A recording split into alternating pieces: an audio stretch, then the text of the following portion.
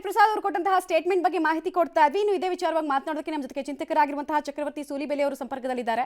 Sir ನಮಸ್ಕಾರ. BK Hariprasad ಕೊಟ್ಟಿರುವಂತಹ ಹೇಳಿಕೆ ತಮ್ಮ ಗಮನದಲ್ಲಿದೆ ಅಂತ ನಾನು ಭಾವಿಸ್ತೀನಿ. ತಮ್ಮ ಮೊದಲ ರಿಯಾಕ್ಷನ್ ಸರ್?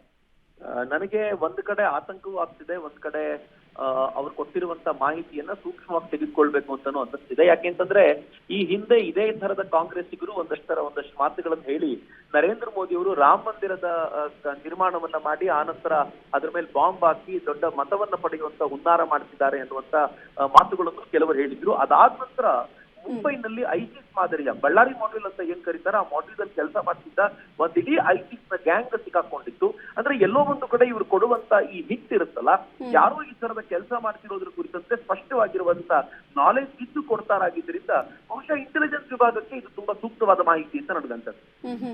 ಪ್ರಾಬಬ್ಲಿ ಅವ್ರ ಹತ್ರ ಅಷ್ಟು ಇನ್ಫಾರ್ಮೇಶನ್ ಇದ್ದಿದ್ರೆ ಸರ್, ಒಂದು ಇಲ್ಲಿ ಕಾಡುವಂತಹ ಪ್ರಶ್ನೆ ಅಟ್ಲೀಸ್ಟ್ ರಾಜ್ಯ ಗೃಹ ಇಲಾಖೆ ಗಮನಕ್ಕೆ ತರಬಹುದಾಗಿತ್ತು, ಕೇಂದ್ರ ಗೃಹ ಇಲಾಖೆ ಗಮನಕ್ಕೆ ತರಬಹುದಾಗಿತ್ತು. ಡೆಲ್ಲಿಲಿ ಒಳ್ಳೆ ಕನೆಕ್ಷನ್ಸ್ ಇದೆ ಅವ್ರಿಗೆ. ಸೊ ಏನೇನು ಬಯಸ್ತಾ ಇದ್ದಾರೆ, ಬಟ್ ಅದು ಯಾವುದನ್ನು ಮಾಡದೆ ಹೀಗೆ ಡೈರೆಕ್ಟ್ ಆಗಿ ಸ್ಟೇಟ್ಮೆಂಟ್ ಕೊಡೋದ್ರ ಮೂಲಕ ಏನೇನು ಬಯಸ್ತಾ ಇದ್ದಾರೆ ಅಂತ? ಇಲ್ಲ, ಒಂದು ಏನು ಅಂತಂದ್ರೆ ಅವ್ರಿಗೆ ತುಂಬಾ ಕಾಂಗ್ರೆಸ್ಸಿಗರದು ಇದು ಬಹಳ ಹಳೆಯ ಆಟ. ಇದು ಅವರು ಏನು ಮಾಡಬೇಕು ಅಂತಿದ್ದಾರೋ ಅದನ್ನ ಭಾಜಪದ ಮೇಲೆ, ಅಂದ್ರೆ ನರೇಂದ್ರ ಮೋದಿ ಅವರ ಮೇಲೆನೆ ಹಾಕಿ ಅವರದನ್ನ ಆನಂತರ ಹೇಳಲಿಕ್ಕೆ ಅಂತಂದ್ರೆ, ಈಗ ಉದಾಹರಣೆಗೆ ನಾಳೆ ಏನಾದ್ರೂ ಟ್ರೈನ್ ಅಟ್ಯಾಕ್ ಆದ್ರೆ ಆ ಟ್ರೈನ್ ಅಟ್ಯಾಕ್ ಅನ್ನ ನಾವು ಮುಂಚೆನೆ ಹೇಳಿದ್ವಿ, ನಮ್ಗೆ ಗೊತ್ತಿತ್ತು ಇದು ನರೇಂದ್ರ ಮೋದಿ ಅವರೇ ಮಾಡ್ತಿರೋದು, ಅವ್ರು ಓಟಿಗೋಸ್ಕರ ಯಾವ ಹಂತಕ್ಕೆ ಬೇಕಿದ್ರು ಹೋಗ್ತಾರೆ ಅಂತ ಹೇಳಲಿಕ್ಕೆ ಅವ್ರಿಗೆ ಒಂದು ಕೇವಿಯತ್ ಹಾಕೊಂಡು ಕೂತಿದ್ದಾರೆ ಅಂತ ನನಗೆ ಅನ್ಸುತ್ತೆ. ಹೀಗಾಗಿ ಇವರ ಮಾತನ್ನ ಇಂಟೆಲಿಜೆನ್ಸ್ ನವರು, ಸೆಂಟ್ರಲ್ ಇಂಟೆಲಿಜೆನ್ಸ್ ಅವರು ಗಮನಿಸ್ತಾ ಇರ್ತಾರೆ. ಬಹುಶಃ ಇವರ ಮಾತಿನ ಆಧಾರದ ಮೇಲೆ ಇವ್ರು ಯಾರ ಜೊತೆ ಮಾತನಾಡಿದ್ದಾರೆ, ಇವ್ರ ಸೋರ್ಸಸ್ ಯಾವುದು ಅಂತ ನೋಡ್ಕೊಂಡು ಅವ್ರನ್ನ ಭೇದಿಸುವಂತ ಪ್ರಯತ್ನ ಡೆಫಿನೆಟ್ಲಿ ಮಾಡ್ತಾರೆ ಅಂತ ನನಗನ್ಸುತ್ತೆ. ಸರ್, ಒಂದು ವೇಳೆ ಅಂತಹ ಸಿಂಡಿಕೇಟ್ ಇದ್ದಿದ್ರು, ಅಂತಹ ನೆಟ್ವರ್ಕ್ ಕೆಲಸ ಮಾಡ್ತಾ ಇದೆ ಅಂದಿದ್ರು, ಇದು ಕಾನ್ಫಿಡೆನ್ಷಿಯಲ್ ವಿಚಾರ ಆಗುತ್ತೆ, ಇದು ಭದ್ರತೆ ವಿಚಾರ ಆಗುತ್ತೆ. ಅದನ್ನ ಯಾವ ರೀತಿ ನಿಭಾಯಿಸಬೇಕಾಗಿತ್ತು ಆ ರೀತಿ ನಿಭಾಯಿಸಬೇಕಾಗಿತ್ತು. ಬಟ್ ಓಪನ್ ಆಗಿ ಸ್ಟೇಟ್ಮೆಂಟ್ ಕೊಡೋ ಮೂಲಕ ಜನರಲ್ಲೂ ಕೂಡ ಆತ್ಮಸ್ಥೈರ್ಯ ಕುಗ್ಗಲ್ವಾ ಅಂತ ಪ್ರಶ್ನೆ. ಡೆಫಿನೆಟ್ಲಿ ಇವ್ರ ಪ್ರಯತ್ನ ಇರೋದೇ ಅದು. ಇವ್ರು ಮೊದಲನೇ ಪ್ರಯತ್ನ ಏನ್ ಮಾಡಿದ್ರು ಅಂತಂದ್ರೆ, ಯಾರ್ಯಾರು ಕರಸೇವಕರಿದ್ರು ಅವ್ರನ್ನ ಜೈಲಿಗೆ ಹಾಕಿ ಒಂದು ಎಚ್ಚರಿಕೆ ಏನ್ ಕೊಟ್ರು, ಇನ್ ಮುಂದೆ ರಾಮನ ಹೆಸರು ನೀವು ಹೇಳಿದ್ರೆ ನಿಮ್ಮನ್ನು ಒಳಗಾಗ್ತೀವಿ ಅಂತ. ನಿಮ್ಗೆ ಗೊತ್ತಿರಬೇಕು, ಅವರು ಈ ಸರ್ಕಾರ ಅಧಿಕಾರಕ್ಕೆ ಬಂದ ತಕ್ಷಣ ಆರಂಭದಿಂದಲೇ ಶುರು ಮಾಡಿದ್ರು, ಬಾಲ ಬಿಚ್ಚಿದ್ರೆ ನಾವು ಒಳಗಾಗ್ತೀವಿ, ನೀವ್ ಹಿಂಗ್ ಮಾಡಿದ್ರೆ ಒಳಗಾಗ್ತೀವಿ, ಅದನ್ನ ಮಾತಾಡಿದ್ರು. ಅಂದ್ರೆ ಹೆದರಿಸುವ ಪ್ರಯತ್ನ ಸಮಾಜವನ್ನ, ಯಾರು ಮಾತನಾಡಬಾರ್ದು ಅಂತ. ಈಗ ರಾಮ ಮಂದಿರ ಇಡೀ ದೇಶದಲ್ಲಿ ಚರ್ಚೆ ಆಗ್ತಿರುವಾಗ ಇವ್ರು ಅದೇ ತರದ ಒಂದು ಪ್ರಯತ್ನ ಏನ್ ಮಾಡಿದ್ರು ಅಂತಂದ್ರೆ, ರಾಮನ ಬಗ್ಗೆ ನೀವು ಮಾತನಾಡಿದ್ರೆ ಒಳಗಾಗ್ತೀವಿ ಅನ್ನುವಂತ ಹಿನ್ನೆಲೆಯಲ್ಲಿ ಕರಸೇವಕರನ್ನ ಒಳಗಾಕೋ ಪ್ರಯತ್ನ ಮಾಡಿದ್ರು. ಅದರಿಂದ ರಾಮ ಭಕ್ತರು ಬಗ್ಗಲಿಲ್ಲ ಅಂತ ಗೊತ್ತಾದಾಗ ಈಗ ಅವ್ರು ಎರಡನೇ ಹಂತಕ್ಕೆ ಏನು ಹೋಗಿದ್ದಾರೆ ಅಂತಂದ್ರೆ, ಟ್ರೈನ್ ಅಲ್ಲಿ ಬ್ಲಾಸ್ಟ್ ಆಗುತ್ತೆ, ಗೋದ್ರಾ ಮಾದರಿಯ ಹತ್ಯಾಕಾಂಡ ಆಗುವಂತ ಸಾಧ್ಯತೆಗಳಿವೆ, ಹೀಗಾಗಿ ಯಾರು ಹೋಗದೆ ಇರೋದು ಒಳ್ಳೇದು, ರಾಮ ಮಂದಿರದ ಕುರಿತಂತೆ ಚರ್ಚೆ ಮಾಡದೆ, ಹೀಗೆಲ್ಲ ಅನೇಕ ಪ್ರಯತ್ನಗಳನ್ನ ಇವ್ರು ಮಾಡ್ತಿದ್ದಾರೆ. ಕಾಂಗ್ರೆಸ್ಸಿಗರದ್ದು ಇದು ಹಳೆಯ ಚಾಳಿ ಅಂತ, ಇದೇನು ಹೊಸತೇನೂ ಅಲ್ಲ. ಅವ್ರು ಮುಂಚಿಂದಲೂ ಹೀಗೆ ಮಾಡ್ಕೊಂಡು ಬಂದಿದ್ದಾರೆ. ಚುನಾವಣೆ ಹತ್ರ ಬಂದ ತಕ್ಷಣ ಇವ್ರು ಈ ತರದೆಲ್ಲ ಪ್ರಯತ್ನಗಳನ್ನ ಮಾಡ್ತಾ ಇರ್ತಾರೆ. ಅದರಲ್ಲಿ ಬಹುಶಃ ಇದು ಕೂಡ ಅಂತದ್ದೇ ಒಂದು. ಬಟ್ ನೀವು ಹೇಳಿದಂತೆ ಒಬ್ಬ MLC ಆಗಿ ಒಂದು ಪ್ರಮುಖವಾದ ಸ್ಥಾನದಲ್ಲಿ ಕೂತ್ಕೊಂಡು ಮತ್ತು ಅನೇಕ ಬಾರಿ ಕಾಂಗ್ರೆಸ್ಸಿನ ಪ್ರಮುಖ ಜವಾಬ್ದಾರಿಗಳನ್ನು ನಿರ್ವಹಿಸಿರುವಂತ ವ್ಯಕ್ತಿಯೊಬ್ರು ಹೀಗೆ ಲೂಸ್ ಟಾಕ್ ಗಳನ್ನ ಮಾಡೋ ಬದಲು ಇದಕ್ಕೆ ಸಂಬಂಧಪಟ್ಟವ್ರ ಜೊತೆ ಮಾತನಾಡಿ, ಮಾಹಿತಿ ಎಲ್ಲಿಂದ ಬಂತೋ ಅದ್ರ ಕುರಿತಂತೆ ಚರ್ಚೆ ಮಾಡಿ ಈ ತರದ ಅವಘಡಗಳನ್ನು ತಪ್ಪಿಸಬೇಕಿತ್ತು. ಆದ್ರೆ ಸದಾ ಹಿಂದೂ ವಿರೋಧಿ ಆಗಿರುವಂತ ಕಾಂಗ್ರೆಸ್ನಿಂದ ಇದಕ್ಕಿಂತ ಹೆಚ್ಚಿನದನ್ನು ನಾನೇನು ನಿರೀಕ್ಷಿಸುತ್ತಿಲ್ಲ. Right sir, right. ಧನ್ಯವಾದ ಪಬ್ಲಿಕ್ ಟಿವಿ ಜೊತೆಗೆ ಮಾತನಾಡಿದಕ್ಕೆ. ಇದು ಚಿಂತಕರಾಗಿರುವಂತಹ ಚಕ್ರವರ್ತಿ ಸೂಲಿಬೆಲೆ ಅವರ ರಿಯಾಕ್ಷನ್. ಅಲ್ಲ, ಹೋರಾಟ ಅನ್ನೋದು ಏನ್ ಬಂತ ಹೇಳಿ, ಸುಪ್ರೀಂ ಕೋರ್ಟ್ ಅಲ್ಲಿ ಇರ್ತಕ್ಕಂಥ ಅಲ್ಲಿ ಏನು ಆರ್ಗ್ಯುಮೆಂಟ್ಸ್ ಆಗಿತ್ತು ಅದನ್ನು ನೋಡಿದಾಗ ಬಹಳ ಸ್ಪಷ್ಟವಾಗಿ ಗೊತ್ತಾಗುತ್ತೆ. ಇದು ರಾಜಕೀಯ ಪ್ರೇರಿತವಾದಂತ ಈ ಒಂದು ಆಂದೋಲನ ಅಂತಾನೂ ಹೇಳಕ್ಕಾಗೋದಿಲ್ಲ. ಒಂದು ಪೂಜಾ ಸ್ಥಳವನ್ನು ಧ್ವಂಸ ಮಾಡಿ ಇನ್ನೊಂದು ಕಟ್ತಕ್ಕಂಥದ್ದು ಯಾವುದೇ ಇತಿಹಾಸದಲ್ಲಿ ಇಲ್ಲ.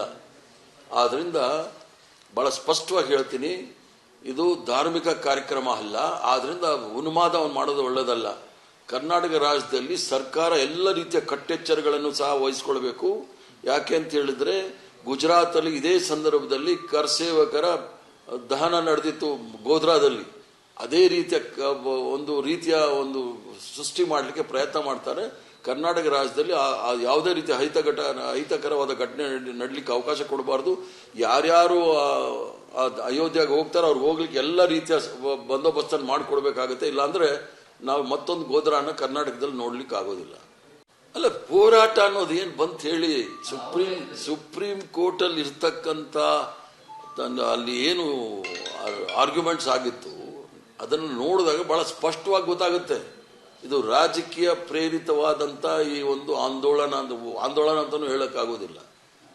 ಒಂದು ಪೂಜಾ ಸ್ಥಳವನ್ನು ಧ್ವಂಸ ಮಾಡಿ ಇನ್ನೊಂದು ಕಟ್ತಕ್ಕಂಥದ್ದು ಯಾವುದೇ ಇತಿಹಾಸದಲ್ಲಿ ಇಲ್ಲ. ಆದ್ರಿಂದ ಬಹಳ ಸ್ಪಷ್ಟವಾಗಿ ಹೇಳ್ತೀನಿ, ಇದು ಧಾರ್ಮಿಕ ಕಾರ್ಯಕ್ರಮ ಅಲ್ಲ. ಆದ್ರಿಂದ ಉನ್ಮಾದವನ್ನು ಮಾಡೋದು ಒಳ್ಳೆಯದಲ್ಲ. ಕರ್ನಾಟಕ ರಾಜ್ಯದಲ್ಲಿ ಸರ್ಕಾರ ಎಲ್ಲ ರೀತಿಯ ಕಟ್ಟೆಚ್ಚರಗಳನ್ನು ಸಹ ವಹಿಸ್ಕೊಳ್ಬೇಕು.